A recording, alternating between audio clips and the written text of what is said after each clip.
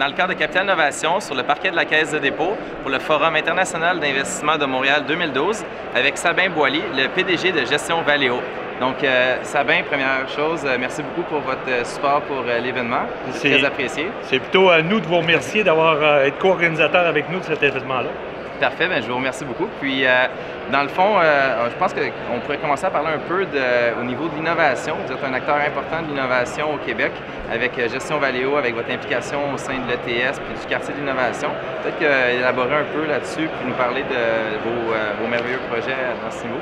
Bien, l'objectif de Société de Valeo, c'est de commercialiser donc les technologies qui originent de nos universités.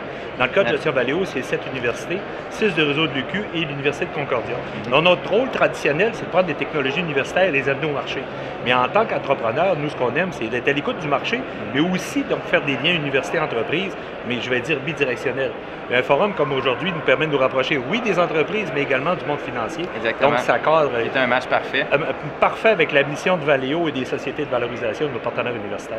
Exactement. Donc, est-ce que vous voyez une valeur ajoutée, justement, à créer cet écosystème-là pour amener des opportunités de co-investissement entre l'Ontario, le Québec, la Nouvelle-Angleterre et l'international, justement, pour pouvoir stimuler l'innovation au Québec?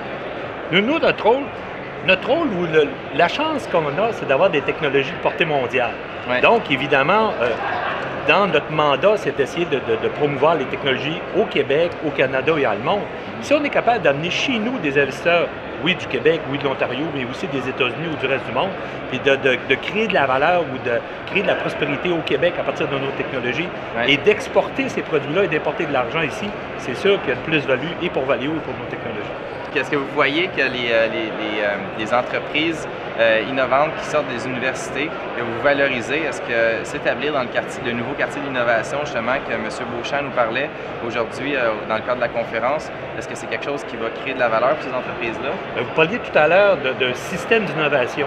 Et avec l'ETS, on a un incubateur d'entreprises qui s'appelle le Santec, oui. On a un Ingo, on est en train de développer des choses avec la Ville de Montréal.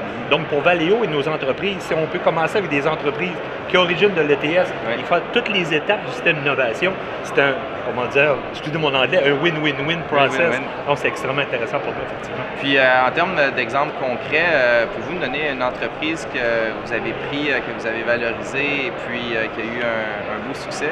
Bien, il y a eu une belle présentation cet après-midi de ISR Technologies, qui est un spin-off de l'université, donc de l'École de technologie supérieure, dans le domaine initialement des télécommunications, puis maintenant avec un système d'éclairage urbain intelligent, qui pourrait s'intégrer, oui, au contexte urbain à Montréal, mais partout au Québec, partout au Canada.